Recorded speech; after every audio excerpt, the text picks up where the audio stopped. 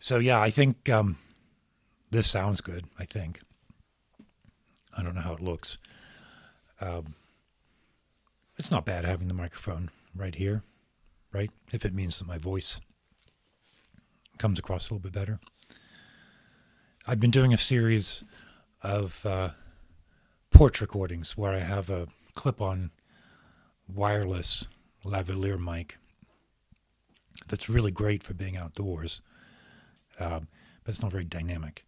This, I think, anyway, that's not why you're here. You're here because I've been reading this book, The Big Questions, by Lama Surya Das. I like Surya Das, and I like this book because he really just sort of demystifies a lot of things. But what I particularly want to talk about today is in a couple of these questions, he will reference questions that the Buddha did not answer. And he didn't answer them not because he thought they were the wrong questions to ask. The Buddha provided answers for everything from diet all the way up through the most nuanced psychology. But there were some questions that he didn't answer because the reason that he gave is that the answer is not conducive to the pursuit of enlightenment. And the questions are what I would broadly lump under metaphysics. Like, is there a God? Does the cosmos last forever? Questions like that are profound and perhaps do have an impact on how we think about our place in the universe. Perhaps even about the meaning of life, but that isn't necessarily meditation. The practice of meditation is an ontological pursuit. It's an understanding of being rather than an effort to explain that being. It's to understand the nature of the being, the human being. So in a meditation class this weekend, one of the students asked a question about actually, it was a comment that as he had been practicing focus on the breath, which was the practice that we're looking at, he lost track of time and was interested in ideas of eternity and timelessness. But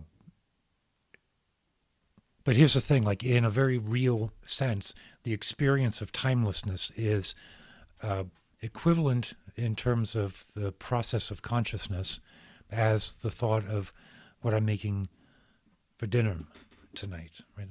Regardless of the content. The content is obviously more profound. Thoughts about what eternity is, what our place in timelessness is, the difference between eternity and timelessness. Those are obviously more profound than the new recipe I found for tomato and cheese pie. Tomato and cheese pie, not a pizza. Even though there is a crust, there are tomatoes, and there is sauce and cheese. But it's not a pizza. It's actually more like a quiche. It was very good. Slice the tomatoes, have a sauce that's made based on sour cream and, in this case, dill, fresh dill. Layer the tomato, layer the mayonnaise, the sour cream mix, layer the cheddar cheese, and then repeat with another layer of tomato, sauce, cheddar cheese, and bake it. So the question, is that a pizza, is not as profound as whether we are entering into a timeless state when we meditate.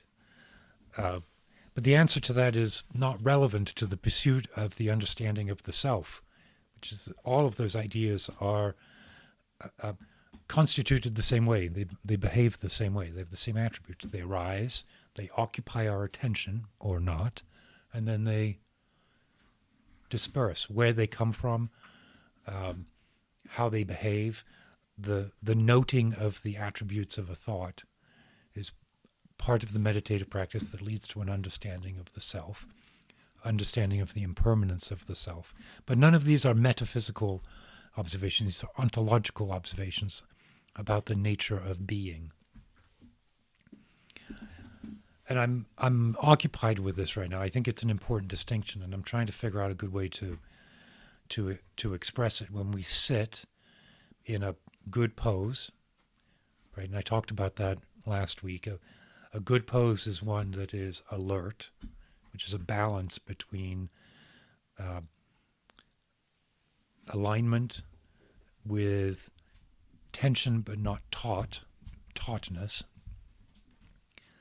relaxed but not lackadaisical, right in the middle, where then from a position of equanimity, the characteristics of thoughts, the underlying field of consciousness can be recognized. Nothing, and from that recognition then stems the altruistic behavior of bodhicitta, compassion, wisdom, all of the behaviors and realizations of an enlightened being can be considered and reviewed and realized without asking these broader metaphysical questions about why or even how. It occupies me all the time why there is negative karma to begin with. If our underlying natural state is pure, why within that are the seeds of unwholesome activity, the seeds of negative karma, the seeds of obscuration that can end up being cultivated by our ignorant, unknowing behavior. And I find that the best I can do is really, with effort, place those thoughts over here and say, that's as useful as asking why there is a law of gravity. And we don't know why there is a law of gravity. We can describe the law of gravity, and we can certainly understand the impact of being in a gravity well. We can describe what happens when we move and when we drop things and when we try to jump in the air. We can imagine what it would be like to be in a place with different gravity. But none of that changes what it is to be a being manifest in a gravity well.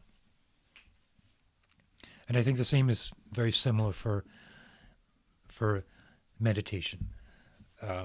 At the core of meditation is sort of an ontological base that is a being, capital B, being. And the role of meditation within the path is to realize the characteristics of that being without needing to understand the metaphysics behind it. So let me know what you think about that, whether that helps clarify, whether you would correct what I just said. You might be able to use different words more clearly than I can to explain it. I'm trying to get to something that I think is helpful for me and for you, but it's in an area where, almost by definition, the wording of it is difficult.